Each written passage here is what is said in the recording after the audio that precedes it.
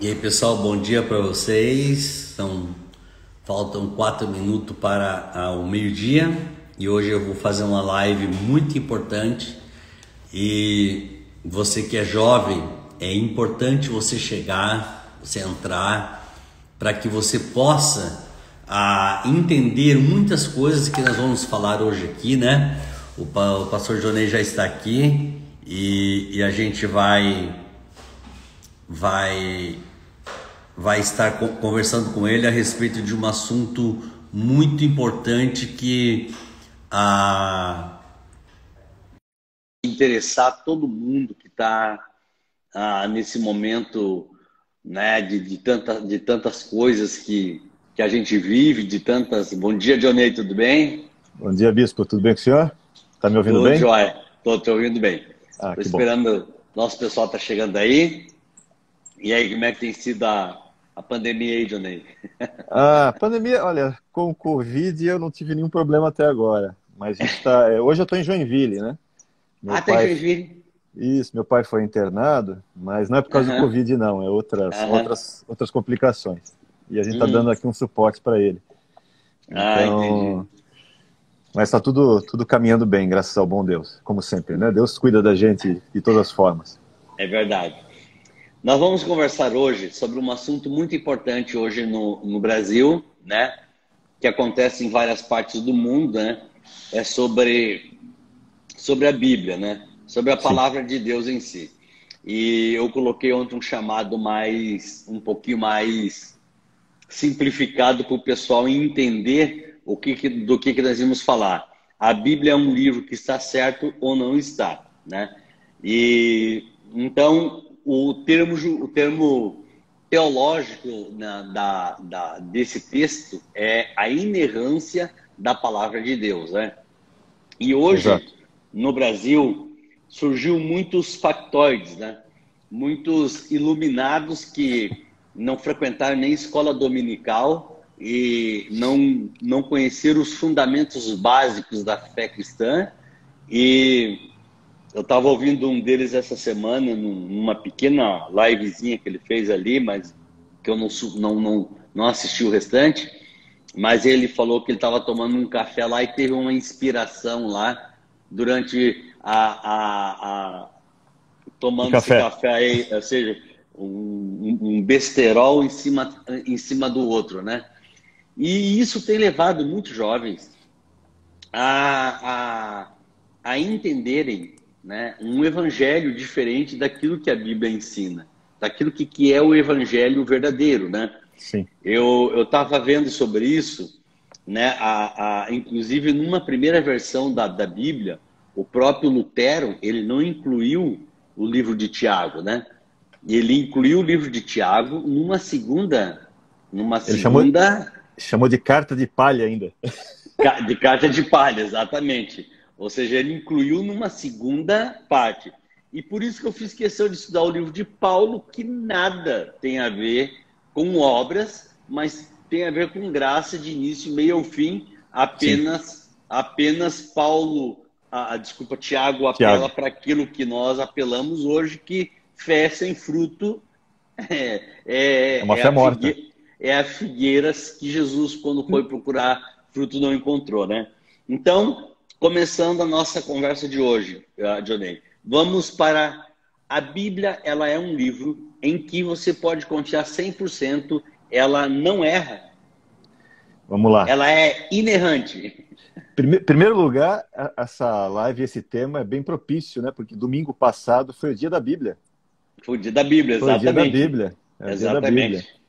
E a gente está. E não foi muito comemorado, muito por aí, mas continua É, sendo sempre segundo domingo do mês de dezembro, é o dia da Bíblia. E é bem relevante porque mostra, primeiro, que a Bíblia continua atual, é, apesar de alguns dizerem o contrário, né? Muita gente confunde inerrância com infabilidade, né? certo. Uma coisa que a Bíblia sim é infalível, porque as Escrituras são infalíveis, ou seja, nós entendemos que Deus irá cumprir ao termo e ao fim tudo o que está proposto, né? Exatamente como está definido. Então tudo vai se cumprir. O próprio Jesus deixa isso bem claro, né? Não passará céu e terra sem que tudo se cumpra. Então, essa infalibilidade dela ser infalível, é um fato. O que é a inerrância? A inerrância está relacionada ao seguinte, é como se a Bíblia não tivesse erros, de uma forma bem sucinta, né? Como se ela não contivesse nenhum tipo de erros. O que você vê muitas vezes que é esse ataque que se faz. Porque, por exemplo, se busca colocar como se a Bíblia tivesse contradições, né? Tivesse problemas históricos, fizesse assertivas históricas erradas, né? Isso é muito claro. A gente vê, por exemplo, há poucos anos, né, no século passado, se atacava muito a Bíblia porque ela falava dos hititas, por exemplo. E a Bíblia era o único livro na história que falava dos hititas. E aí, claro, a academia, como tem um processo longo de querer desacreditar a Bíblia em vários aspectos, por motivos que a gente já imagina, né? Fazia uma série de assertivas dizendo, olha, a Bíblia tem erros, porque esse povo nunca existiu, etc. Até que, como sempre, né? Até que a arqueologia demonstra o contrário. Demonstra que sim, os povos hititas realmente existiram, muito próximo da região onde a Bíblia os cita, né? E na época em que a Bíblia os cita. Então, às vezes, uma afirmação bíblica, ela não é que ela está errada.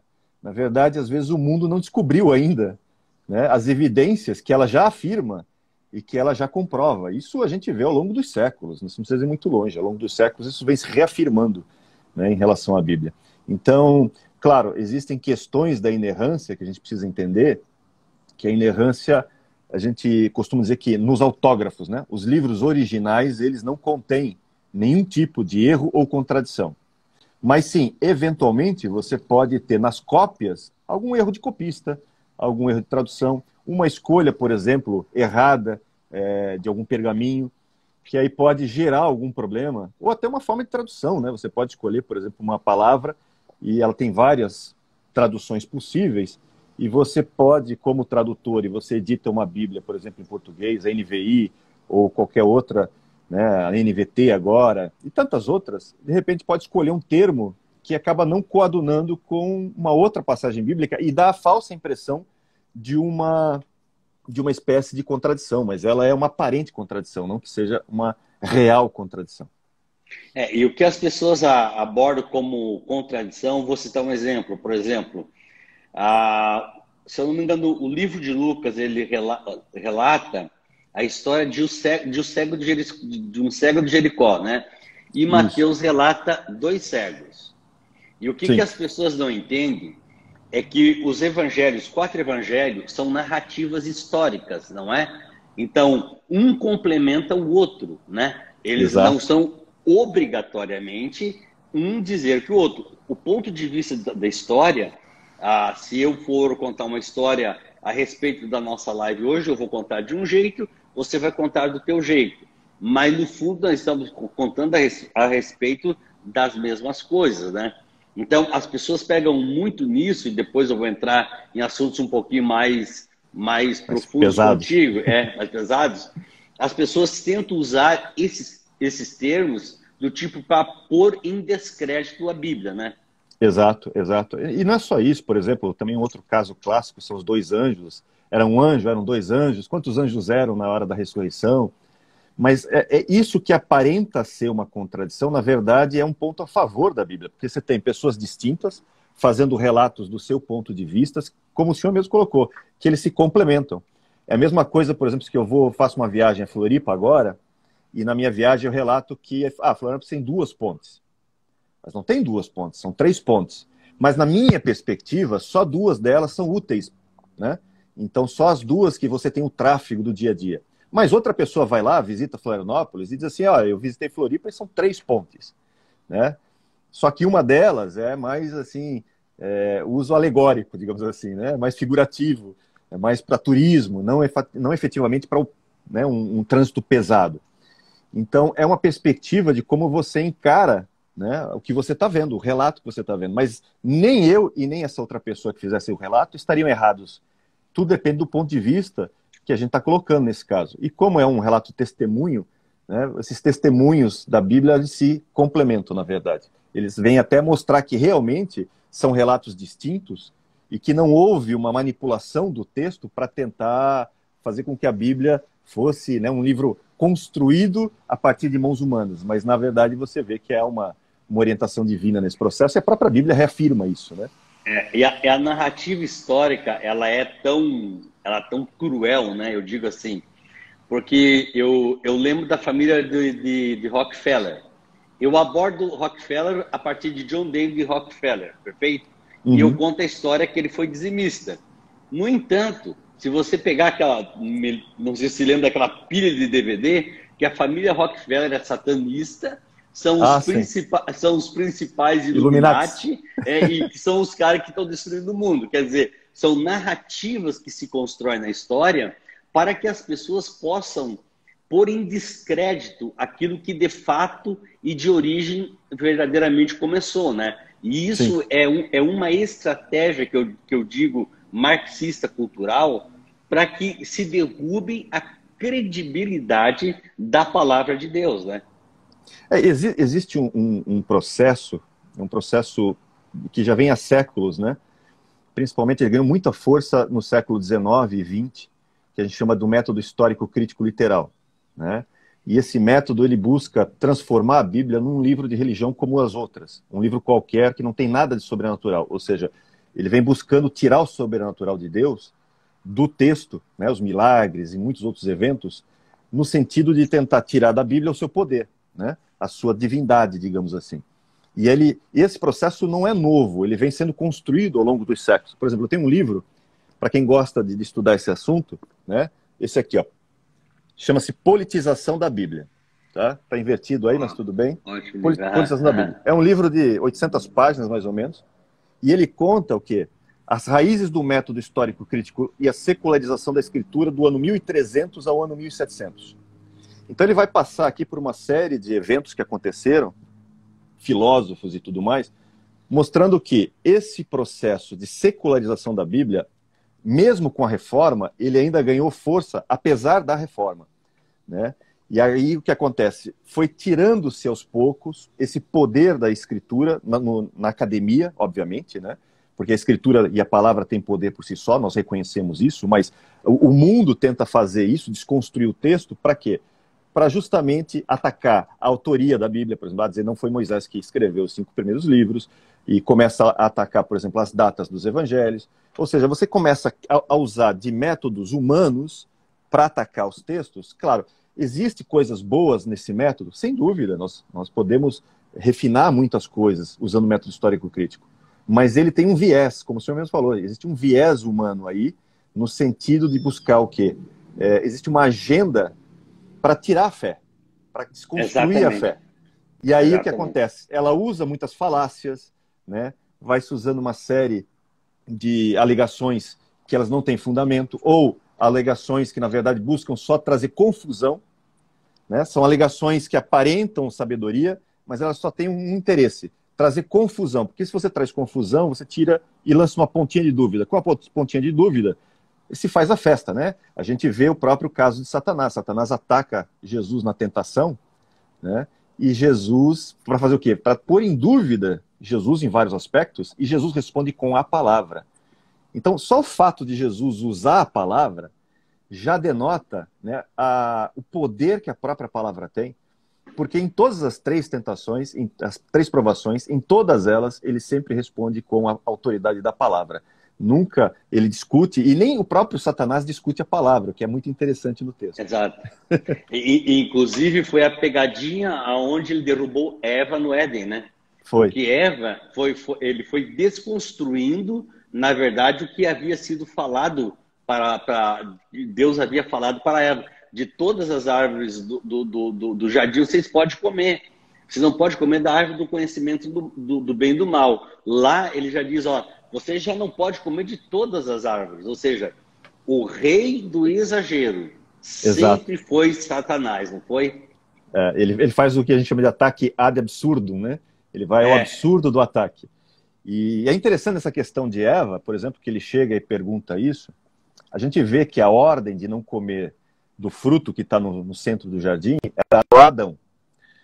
Eva não está ali presente naquele momento. Então se imagina que provavelmente Adão deve ter passado para Eva essa instrução, Porque Eva, ela faz um adendo na instrução. Quando ela chega para Satanás, fala assim, olha, Satanás, na verdade nós não podemos comer nem tocar. Mas não foi isso que Deus falou. Né? Não foi a exatidão do que Deus falou. Deus falou que não podia comer. Então, aparenta que ali nós temos o primeiro legalismo humano. Parece que Adão quis dar uma ajuda para Deus, como, né, às vezes nós queremos fazer, e nessa ajuda, às vezes serve como pedra de tropeço. Então parece que como se Adão dissesse, olha, para garantir que vai funcionar, vou fazer o seguinte, Eva, olha, não é para comer, inclusive não é nem para tocar, tá? Ele já criou uma cerca. Só que essa cerca, Satanás usa a cerca como pedra de tropeço e não como uma verdadeira cerca de proteção.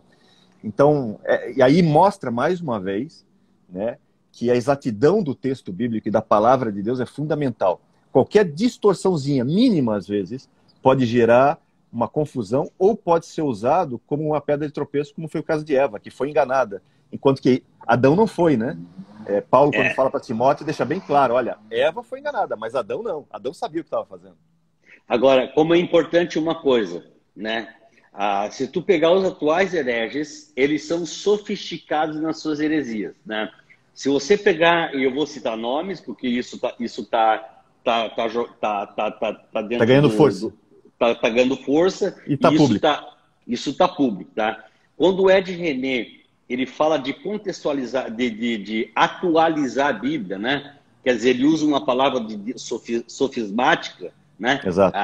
Ele joga um sofisma no ar, e daí de repente ele sai, e quando ele fala que ele discorda de Paulo, etc. e tal, na verdade, Ed René, ele está vindo exatamente que a Bíblia ele não é um livro que você deva interpretar ela pela palavra, porque a Bíblia interpreta a Bíblia, não é?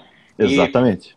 E ele entra, para quem sabe, conhece teologia, sabe que ele está trazendo para si aquela velha mentira de Marcião, né? Que é a Bíblia é interpretada a partir, a hermenêutica da Bíblia é feita a partir de Cristo, ou seja, dos 4 evangelhos. Ou seja, é uma heresia tamanha isso, que isso desconstrói na íntegra, na totalidade, a harmonia das Escrituras. Então, eu queria que tu falasse sobre isso. E vai contra o próprio texto, né? Você está tirando a autoridade do texto e colocando a autoridade na pessoa que está lendo. E aí começa a ficar complicado. É interessante aqui colocar algumas coisas. Primeiro, quando você vê, por exemplo, Paulo, lá em Romanos 9, 17, Paulo vai falar assim, ele diz assim, pois a Escritura diz a Faraó, né? Eu o levantei exatamente para esse momento e tal. Só que quando você vê Paulo citando esse texto, ele não está citando exatamente o texto como está. Ele está colocando o seguinte, porque quem falou a Faraó é o Senhor, lá em Êxodo. Né? Ele diz assim, isso. Assim diz o Senhor. E aí ele vai fazendo uma construção, e aí ele fala, olha, né, eu te levantei para esse momento. Ou seja, o que Paulo está inferindo aqui, que é importante que a gente tem que notar? Paulo está colocando a Escritura como o próprio Senhor, no mesmo nível. Ou seja, quando a Escritura fala, Deus fala. É mais ou menos esse sentido que ele está falando. Se a Escritura está falando, Deus está falando. E assim foi no Antigo Testamento, e, claro, não muda no Novo. Ele faz isso em Gálatas de novo. Em Gálatas ele fala assim, prevendo a Escritura que Deus justificaria, né, os gentios pela fé. Ou seja, quem previu a Escritura? Não, quem previu foi Deus. Mas Deus registrou isso na Escritura. Então, novamente, Paulo, em Gálatas, faz a mesma vinculação. Vincula a Escritura com o próprio Deus. E você vê esse intercâmbio direto. Por exemplo, Jesus, quando vai citar lá em Gênesis 2:24, né, aquele texto famoso, ele cita lá em Mateus 19, quando ele fala aquela passagem, né, de deixará o homem, né, a sua mulher, se unirão para uma só carne e tudo mais, que ele está falando da questão do divórcio e tal. Jesus, atribui a quem falou isso a Deus. Pois o Criador não disse, Deus não disse isso. Né? Mas quando você olha o texto, quem está descrevendo essa informação é o narrador do texto. Né? O narrador é que está colocando. Que a princípio nós entendemos que é Moisés, porque Moisés escreve os 5 primeiros livros. Então, o que a gente vê? A gente vê Paulo intercambiando a palavra de Deus com a Escritura, nós vemos Jesus intercambiando a palavra de Deus e a Escritura, ou seja, reafirmando a Escritura. E aí começa essa loucura, porque se você diz que eu começo a entender Jesus como sendo a minha chave hermenêutica para a Escritura, então eu tenho um problema. Porque o próprio Jesus diz que é para eu olhar as Escrituras para saber dele. Não é dele falando sobre Exato. ou acima das Escrituras. Muito pelo contrário, ele diz que ele não vem nem para tirar um tio das Escrituras, ele vem para cumprir exatamente. Então, o que você está fazendo? Você está tirando o poder da Escritura e colocando no intérprete, que pode ser qualquer um. Pode ser o Henri de René, pode ser qualquer pessoa, só que tem um problema. Qual é a autoridade minha, por exemplo, para eu dizer o seguinte, ó, esse texto da Escritura, esse é inspirado, esse não. Quer dizer, eu agora vou ser o quê? Vou ser o juiz do texto? Eu costumo dizer que quem faz isso é que nem aquela figurinha da pessoa que está sentada num galho da árvore, está com o serrote na mão e está serrando o próprio galho. Por quê? Exato. Porque quem revela Jesus é a Escritura, por meio do Espírito Santo. Não dá para você conhecer Jesus se você não conhecer a Escritura. E ele não está só nos evangelhos. Não está só em algumas cartas de Paulo, ou está em alguns trechos pequenos do Antigo Testamento. Não, Jesus está na Bíblia inteira. A Bíblia inteira fala dele. E importante, Dionei, é que Hebreus 1 começa tendo Deus falado através dos profetas aos antigos, tendes agora falado através do seu filho. Ele não disse supostamente Deus falou, ou talvez Deus tenha falado. Ele disse, tendo Deus falado aos antigos através do profeta. Então, não era os profetas falando, era o Senhor falando através dos profetas. E como as pessoas que não conhecem a Bíblia, que não conectam texto com texto, vão atrás de falácias e de conversas que descredibilizam a palavra de Deus, que é o nosso fundamento de fé e prática. Exato. E de vida e de eternidade. Exato. Mas o motivo disso, bispo, é para tentar desconstruir o que o próprio texto diz. Então, o que você faz? Se você não pode atacar o texto, e você sabe que o texto tem razão, você quer tirar a autoridade dele, você bota a autoridade em outro lugar. E é mais ou menos isso que acontece. Por exemplo, quando eu digo que Jesus é minha chave hermenêutica, eu estou dizendo o seguinte, que não é o que a Bíblia diz ou o que está escrito. É o que eu imagino que Jesus disse ou diria, né? Porque agora eu começo a entrar no campo da suposição. Por exemplo, eu já vi pregador falando o seguinte, porque Deus não mata ninguém. Né? Então, por quê? Porque Deus é bom, né? Pela bondade de Deus, é impossível Deus matar. Né? Pela bondade, ele é amor, ele é bondade. Então, eu não imagino por exemplo, vendo um Deus que mata pessoas. Só que tem um problema. O texto de Êxodo 32, Deuteronômio 32, 39, Deus fala bem assim, eu sou Deus.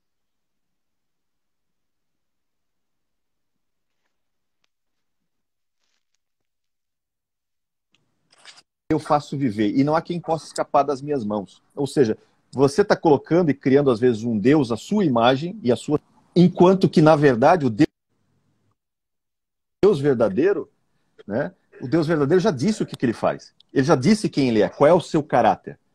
Jesus, na verdade, veio o quê? Veio mostrar esse caráter na sua misericórdia, no seu amor, de forma máxima. Né? Mas Deus é um conjunto de atributos. Deus não é um atributo só. Não dá para você pegar e colocar Deus simplesmente a partir do Ed René ou do Dionei. Então, o Deus verdadeiro é o Deus que eu digo que é, ou como Jesus se comportaria. Não, o próprio Espírito Santo é quem me diz como Jesus é a partir das Escrituras. Quando Paulo fala para Timóteo, ele diz... Eu acho que está tendo um problema de áudio aí contigo. Está cortando o áudio? Está cortando o áudio. Deixa eu ver se eu melhoro aqui. Deixa eu ver se eu consigo melhorar só um pouquinho.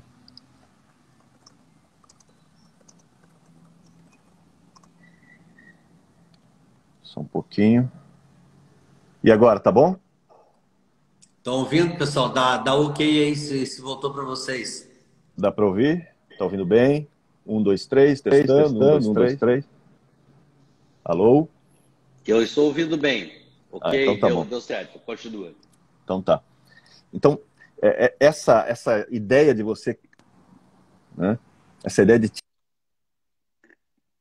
tirar da escritura o texto, ou digamos, de você querer tirar o poder e a autoridade de quem Deus é e colocar no intérprete, por exemplo, dizendo que Jesus é a minha chave hermenêutica e da maneira como eu enxergo Jesus é como eu vou enxergar o texto. Por exemplo, eu vi esses dias um pregador falando sobre a matança, por exemplo, na entrada da Terra Prometida, a matança dos cananitas, por exemplo. E ele diz assim, não, esse texto não pode ter sido Deus que fez isso. Porque Deus não faz esse tipo de coisa, né? Deus não manda matar. Deus não faz esse tipo de juízo, por exemplo. Aí eu fico pensando, onde é que está então o relato do dilúvio? Onde é que está então uma série de outros textos que falam sobre a questão do julgamento? Os tempos do fim. O próprio Jesus falando que na próxima vinda ele viria para julgar o mundo, né? Em que ele vai separar bodes de ovelhas, quer dizer, e ele mesmo vai fazer o destino destes, quer dizer, como é que você vai pegar e fazer uma inferência dessa que não tem base escriturística nenhuma?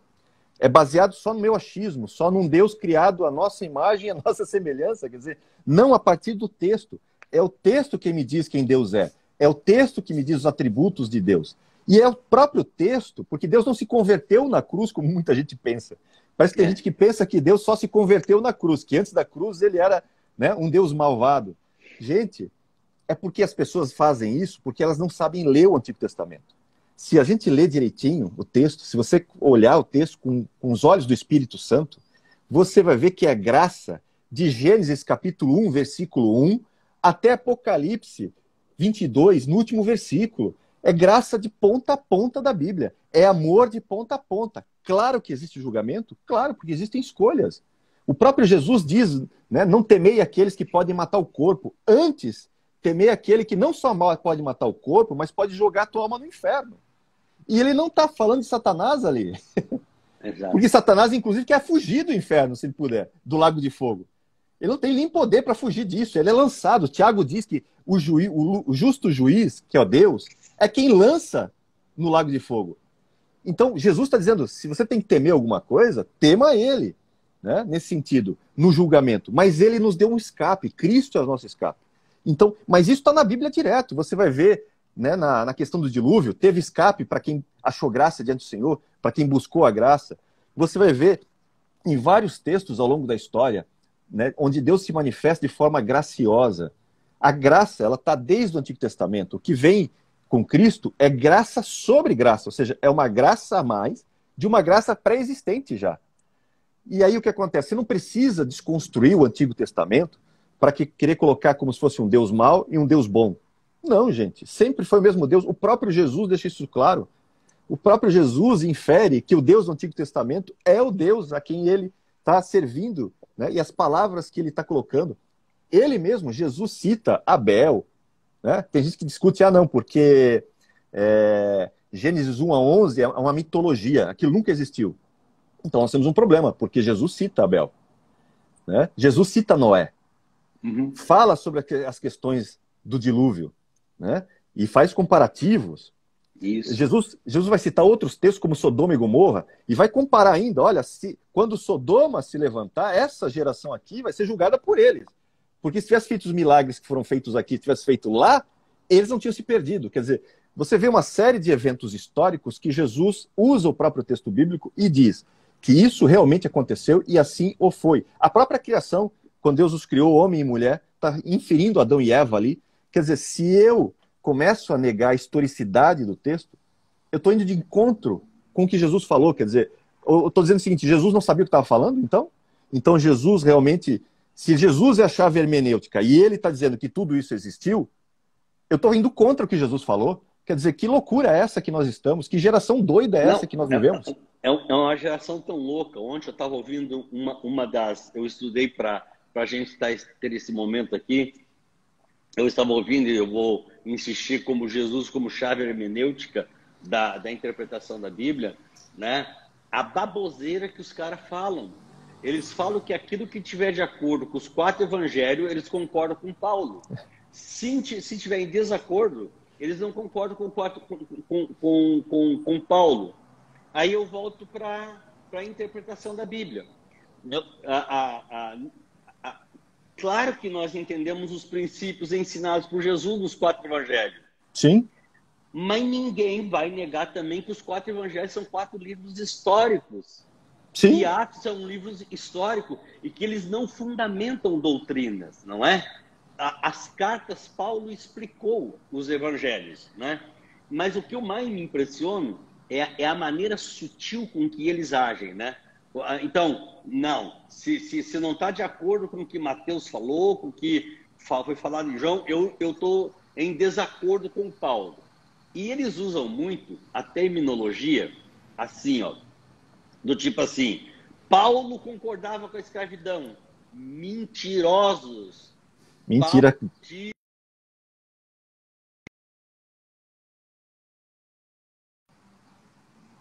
Opa, deu uma falhada aí. Bendito telefonema, tá? Acontece. Não. Acho que o diabo não gostou do que eu falei aqui. Mas Paulo deixa tão claro, né, que em Cristo não há nem escravo, nem livre. Né? Não tem essa distinção. Exatamente. E quem fala isso, eles são comunistas. Eles foram os mesmos caras que foram defender o comunismo nas ruas, que foram defender bandeiras comunistas. Eles não são pessoas que são bíblicos. Eles têm uma preocupação com o texto bíblico, com a palavra de Deus. Não. Eles têm preocupação com ideologias seculares, exato, demoníacas, satânicas, como diz o próprio Timóteo, Paulo escreveu a Timóteo, que nos últimos dias as pessoas se encheriam de mestres que encheriam seus ouvidos. Quem é um de nós para dizer, eu discordo de Paulo? Eu estou afirmando que Paulo era machista.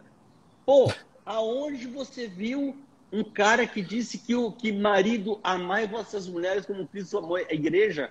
Paulo cunhou uma filosofia diferente de casamento. Paulo cunhou que no reino de Deus não há escravo nem livre.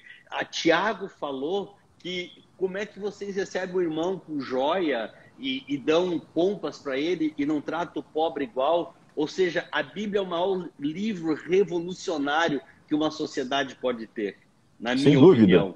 Sem dúvida, sem dúvida. E eles usam, Bispo, esses sofismas, eles ganham muito espaço por causa da, como é que eu posso dizer de uma maneira suave, do analfabetismo bíblico das pessoas. Então, às vezes, uma frase soa bem, parece verdade, mas na verdade é um sofisma. Por exemplo, já que o senhor citou, vou citar o próprio caso do Ed René. O Ed René, por exemplo, na sua mesma fala, em que ele fala que tinha que atualizar a Bíblia, ele cita um texto, se eu não me engano, de Levítico, sobre a questão relacionada ao que ele coloca como sendo um estupro consentido pelo texto bíblico. Só que o texto que ele cita e usa não tem nada vinculado a estupro ali. Se você vai ler o texto, não é esse o texto que fala sobre a questão da lei do estupro. Ali não é isso que está acontecendo.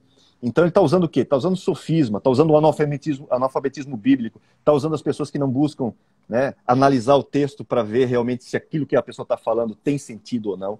Né? Além disso, ele está fazendo uma jogada terrível. Por quê? Porque está fazendo uso de uma lei, de uma aliança que o próprio Deus já deixou muito claro que ela não está mais vigente. É só que, se você tem dúvida, é só ler Hebreus.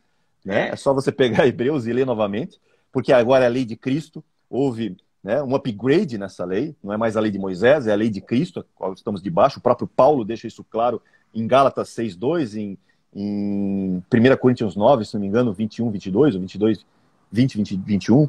Mas o fato é que ele está usando o quê? Usando algo que não está mais vigente, como se estivesse, para dar em força a sua tese de que a Bíblia precisava ser atualizada. Uma coisa é você contextualizar para os dias de hoje. Outra é você querer fazer edição do texto bíblico porque você não concorda com o que o texto diz. E ele deixa claro que ele não concorda com textos relacionados à homossexualidade, por exemplo, que é uma das coisas que ele usa como bandeira. Por quê? Por causa não do texto, não por causa da verdade do evangelho, e não porque Paulo, por exemplo, fala sobre isso em Romanos, por exemplo, mas porque ele tem uma agenda, ele tem uma ideologia por trás. Né? Existe, como o senhor mesmo falou, são mestres, né? E as pessoas buscam esses mestres, porque estão com comichão no ouvido, mestres para falar aquilo que eles querem ouvir. E aí começa a ter todo esse problema. Por isso que você tem esse ataque. O próprio Ed René, em outra fala, em outro texto, ele atacou, por exemplo, dizendo o seguinte: não existe sã doutrina. Esse negócio de Paulo falar da sã doutrina é loucura de Paulo, porque não existe ortodoxia na Bíblia. Minha nossa, que loucura! Que Bíblia que ele está lendo, então? Porque o próprio Paulo cita isso, mas não é só o Paulo, é os apóstolos em geral. Há uma harmonia nos textos, um conjunto de harmonia relacionado a uma doutrina específica, que Paulo simplesmente ele não está criando uma doutrina, ele está revelando aquilo que já está dito. Uma coisa é você criar uma doutrina, a outra é você evidenciar princípios que já estão no próprio texto, e que Paulo deixa isso muito claro. Mas o que acontece? É mais uma vez aquela questão que o senhor bem colocou. É algo bem dissimulado, algo bem assim sorrateiro, né? Sofisticado, com aparência de sabedoria. Tem até aparência de piedade. Só que aí me lembra... observe uma coisa, desculpa te interromper. Pode falar. Primeiro, eles são sutis, tá? Muito. Quando ele cita o caso de Jesus com a mulher samaritana, né? E quando Jesus estava falando com a mulher ali, ele deu sim uma conotação de cantada, né? E que fala que quando Jesus falou da água da vida, que era sim, em hebraico, era sim uma ejaculação, né? E aí ele sai do texto e continua a pregação, ele deixa o sofisma no ar. Exato. Né? Ele deixa o sofisma no ar. Mas se eu aceitar isso como verdade, eu estou ferindo a divindade de Cristo. É uma loucura. É uma loucura. E essa geração que não lê Bíblia, que não ouve pessoas que entendem Bíblia, estão indo atrás dessa gente que tem comichão nos ouvidos para encher o ouvido. E aí eles usam a mesma técnica do comunismo cultural. Exato. Eu vou chamar de comunismo cultural, tá? Olha só. Comunismo cultural, que é marxismo cultural, que é ensinado. Eles vão fazer a explicação se coitadizando. Exato. Se vitimizando. Exatamente. Olha, eu sou um homem de Deus. Eu não quis dizer que Jesus estava cantando a mulher. Olha como é que as pessoas não interpretam. Isso é a mesma coisa que uma mulher passar nua na tua frente e dizer que o pecador é você que olhou para ela. Entendeu? Exatamente. A gente vive a verdadeira versão do anticristo abrindo as portas e levando milhões de jovens que não leram a Bíblia. E eu conheço jovens pentecostais, neopentecostais, arrolado como discípulo de gente que não leu. Eu desafio esses caras sentar na mesa comigo, contigo aqui, com o Bispo Rude, com o Ricardo Cláudio, abrem a Bíblia, vão para grego e hebraico, venham aqui. Eu estou desafiando vocês, desafiando eles, mas eles correm daí. E a Bíblia é tão atual, Bispo, mas é tão atual, me espanta às vezes a atualidade da Bíblia nessa questão. Por exemplo, porque 2 Timóteo 3, nos versículos de 1 a 5, Paulo vai dar uma lista dessa geração do tempo do fim, né? Essa nossa geração do tempo do fim. E ele faz uma lista enorme, ele diz que são egoístas, são avarentos, são presunçosos, são arrogantes. Eu estou vendo todos esses adjetivos caindo em várias pessoas, e ele termina com um negócio que é exatamente isso que o senhor falou agora. Ele fala assim, tendo aparência de piedade. Aparência. Parece piedoso, parece uma pessoa, nossa, bondosa, linda, maravilhosa, mas ele continua, mas nega-lhe o poder. Ou seja, eles aparentam ser piedosos, mas na verdade eles estão indo contra a verdadeira piedade. Eles negam a verdadeira piedade por detrás. É só uma sutileza, é algo dissimulado. É o mesmo termo hoje, essa dissimulação, que você vê Judas, por exemplo, falando daqueles que desvirtuaram a graça. Que ele fala dissimuladamente colocaram heresias. Desvirtuaram a graça, transformando a graça em libertinagem. É o mesmo dissimulado que Pedro fala também, daqueles mestres em 2 Pedro capítulo 2, que ele fala que dissimuladamente vão entrar com heresias destruidoras. E esse dissimulado no grego é um sentido no seguinte forma: não é um negócio direto, é bem paulatinamente, sabe? Bem gradativamente, bem devagar. Isso vai sendo inserido aos poucos. É uma frase aqui, é uma frase lá, é uma duvidazinha colocada aqui, é outra lá, e a coisa vai ganhando força, ganhando momento. E aí o texto diz, até quando? Até o ponto de negar o próprio autor, o próprio Criador, o próprio Salvador. E essa palavra dissimulado, ela é muito interessante, porque o dissimulado, ele concorda contigo no geral e discorda no específico. Exato. No específico que interessa para ele. Que interessa para ele, naquilo que é crucial. Como, por exemplo, vou citar outro exemplo, porque isso está na rede social, tá? Senão eu não estaria citando aqui. Sim. Ricardo Gondim, ele fala, a Bethesda está seguindo um caminho que hoje ela é imprudente, mas ela será inclusiva.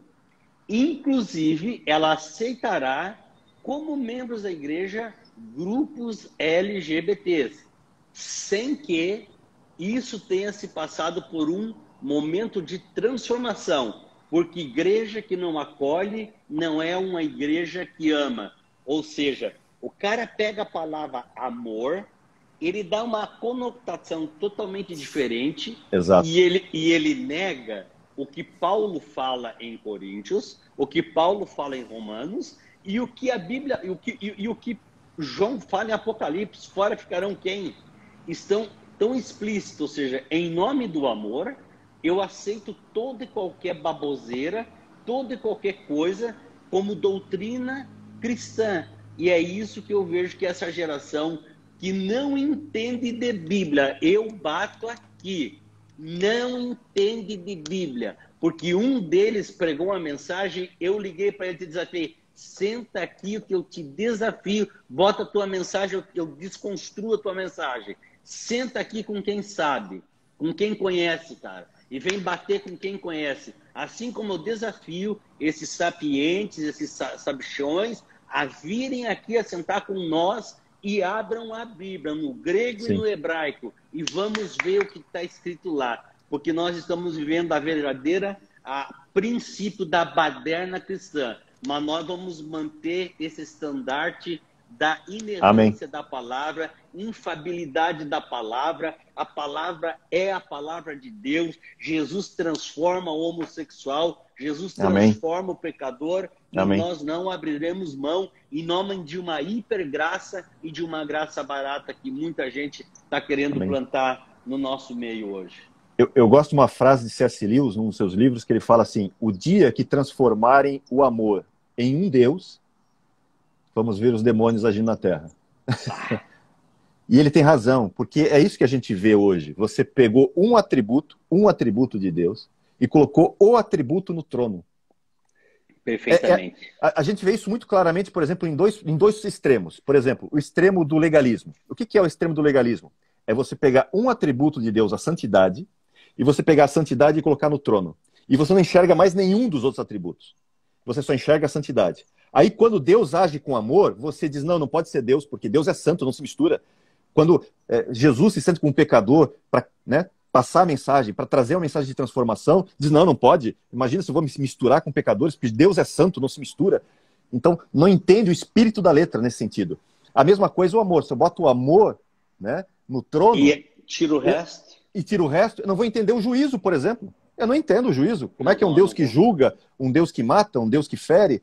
Como é que eu posso entender isso com relação ao texto? Por quê? Porque você está enxergando com um atributo e não com quem Deus é. Porque Deus é uma conjunção de vários atributos. Eu costumo dizer o seguinte, é que nem você pegasse uma cor e enxergasse o mundo só com aquela cor. Por exemplo, eu vou enxergar só com vermelho. Realmente, tem coisas que você vai olhar ao teu lado que são vermelhas e você vai enxergar, mas tem coisas que não são vermelhas. E aí vai dar problema. É a mesma coisa quando você pega o amor. Você colocou o amor no trono, tem coisas que você olha na Bíblia que encaixa com um Deus de amor no trono. Mas tem outras coisas, quando fala que Deus, por exemplo, é fogo consumidor, você diz, não pode. Não pode ser o mesmo Deus. Por quê? Porque você está enxergando como um caolho. Você não está vendo as coisas. Está vendo a partir de um prisma pessoal, e não da Bíblia. E está olhando o quê? Olhando como se o mundo tivesse uma só uma só cor, em vez de uma variedade enorme de cores que nós temos. E Deus é assim, Deus é uma variedade de atributos. Por isso que ele se revela na Bíblia de uma forma variada. E se a gente começar a tirar isso e começar, né, a tapar os nossos olhos para a revelação, como o Espírito Santo coloca, porque é o Espírito Santo quem revela quem Jesus é. Não é o que eu penso, não é o que Ed René pensa, não é o que Gondim pensa, não é o que outros pensam sobre Jesus. A Bíblia diz quem Jesus é. E não diz só no Novo Testamento. Já dizia desde o Antigo, porque o próprio Jesus diz que de mim já fala as Escrituras. Se vocês soubessem ler as Escrituras, já saberiam quem eu sou. Abraão viu o meu dia e se alegrou. Exatamente. João Batista diz, eis aí o Cordeiro de Deus que tira o pecado do mundo. Mas ele era antes de mim. Isso, é isso mesmo. O próprio Isaías, com, né, o servo sofredor, Isaías 53 e tantos outros textos. Né? Nossa, é tanta coisa, gente. E, na verdade, o que acontece isso? Quando a gente pega e se deixa manipular desse jeito, as pessoas não têm noção da riqueza das escrituras que estão perdendo. Não tem noção disso. É como você entrar numa caixa, né? Você entrou numa caixa e você não vai mais conseguir sair. Eu costumo dizer isso, é que nem em algumas teologias. Um discípulo não vai além do seu mestre. O próprio texto, a própria escritura já diz isso. Se o discípulo não vai além do seu mestre, você vai ter um problema se o seu mestre é de René. Quer dizer, você nunca vai além dele. Se o teu mestre é Lutero, você nunca vai além dele. Se o teu mestre é Calvino, você nunca vai além dele. Se o teu mestre é Armínio, nunca vai além dele. Vai ficar dentro daquela caixa. Por isso que o nosso mestre, a Bíblia deixa bem claro, quem nos ensina? O Espírito Santo. O Espírito Santo. Qual é o limite do Espírito Santo?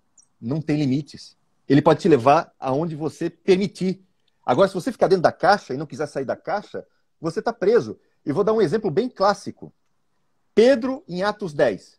Pedro em Atos 10 é o símbolo de uma pessoa que tem uma teologia dentro de uma caixa e não conseguia sair dela.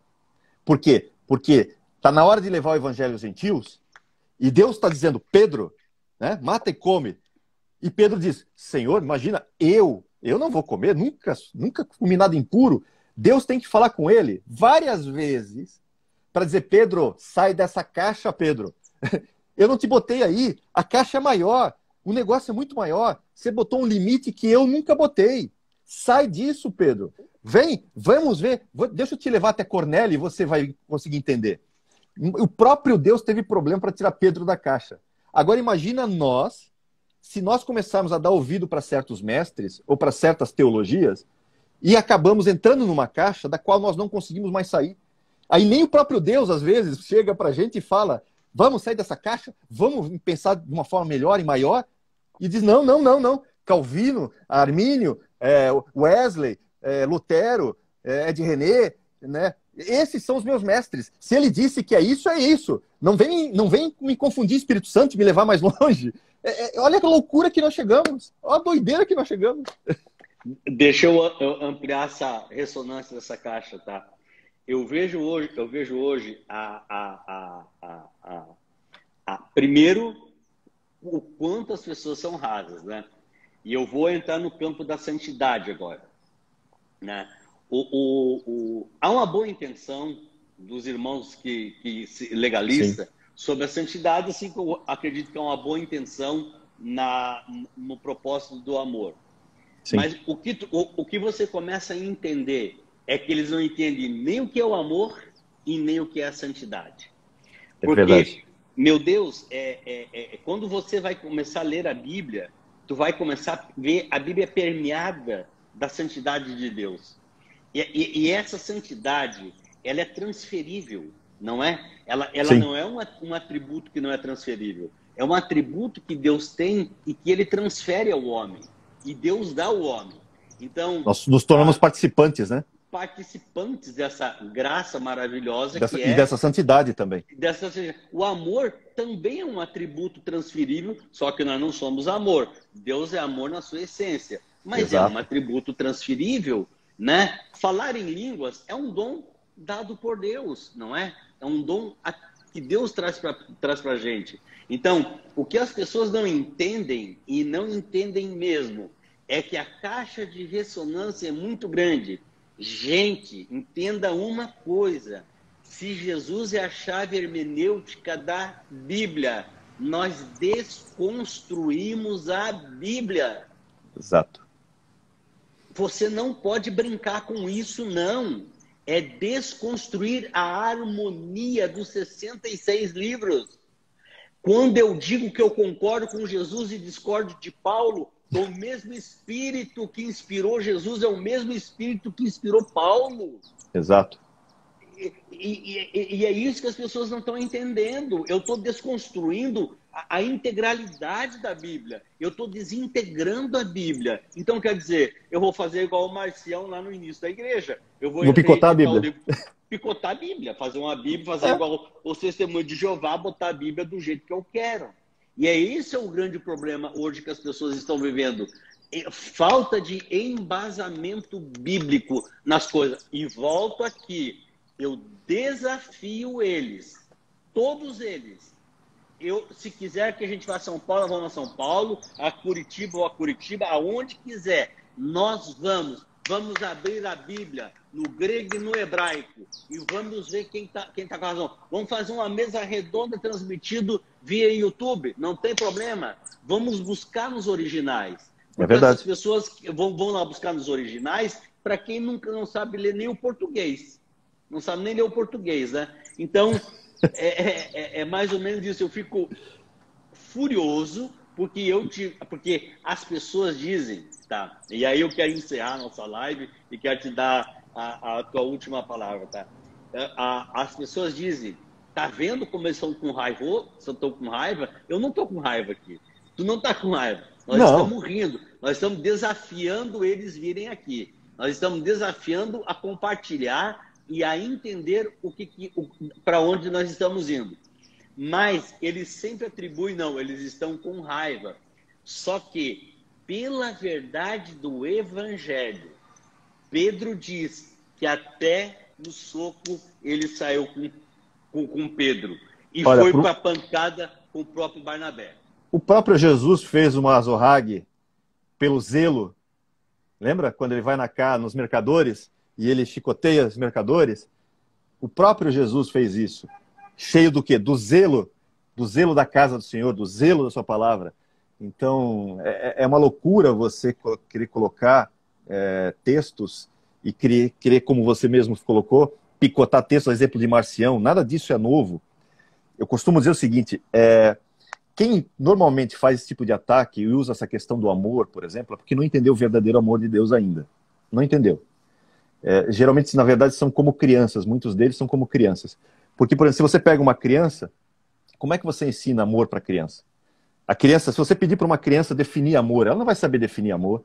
Ela não tem como definir amor. Amor é um processo, por exemplo, que nós estamos crescendo nele. E como crianças, você não entende o amor. Né?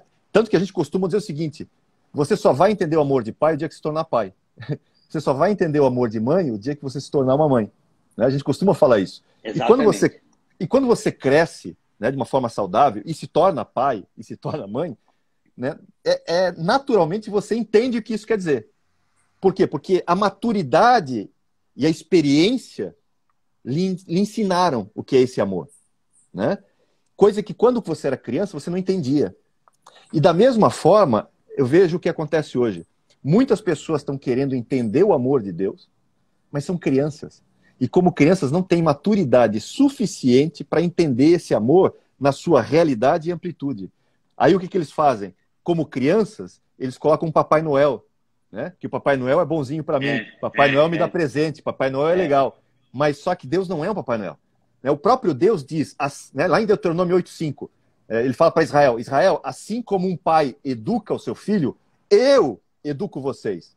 E se você lembrar, a criança, ela vai experienciando o amor, e o verdadeiro amor, ela não vai amar daquele jeito, ela tem que amadurecer e crescer para ela conseguir amar da mesma forma. Assim é conosco. O Espírito Santo derrama o amor de Deus nos nossos corações, como está lá em Romanos 5:5, para que a gente comece a experimentar o verdadeiro amor, até que a gente cresça num nível de maturidade para ser verdadeiramente aperfeiçoado no amor. Só que para ser aperfeiçoado no amor, como está em 1 João 4:18, primeiro tem que passar por 2 Coríntios 7:1, onde diz que você aperfeiçoa a sua santidade no temor do Senhor. Ou seja, você tanto tem que amar quanto temer a Deus. Está lá em 1 Pedro 2,17. É só você ler. Na mesma frase, fala amai os irmãos, porque quem ama o irmão ama a Deus, porque quem não ama o irmão não ama a Deus, como tá, no próprio João fala isso. E ele diz, e temei a Deus. Ou seja, amor e temor me levam juntos para levar ao aperfeiçoamento do amor. Senão não dá. Por isso que Paulo, lá em Romanos 11:22, fala, considerai, pois, a bondade e a severidade do Senhor. Bondade conosco. Deixa eu encerrar aqui, estamos encerrando essa live. Eu não li, honestamente, a forma que o cara se referiu, que algumas pessoas se referiram ao Caio Fábio, mas ninguém conhece o Caio Fábio melhor do que eu, porque eu fui em todos os congressos da Vinde. O Caio Fábio negou tudo que ele pregava. O Caio Fábio, quando ele se divorciou, ele disse, ele mesmo fala, ele diz, quem disse que eu era contra o divórcio nunca entendeu o que eu li, tá? Então, ele mesmo diz isso. E ele negou tudo que ele pregou na década de 90. Quem sabe você conhece o Caio Fábio da atualidade. Eu conheço o Caio Fábio da contradição e da negação de tudo que ele pregou. Muitas vezes, vai lá e pegue as mensagens do Caio Fábio da década de 90. Você vai ver um outro homem. De 97 em diante, tu vai ver outro homem. Então, sim, Caio Fábio não é referência para mim, para ninguém e acredito para nenhuma pessoa que leva o evangelho a sério. Johnny, muito obrigado por ter vindo. Imagina, é uma honra para sempre. E vamos junto nessa aí, vamos fazer outras lives com mais pegada, tá certo? Obrigado, Bispo. Deus abençoe.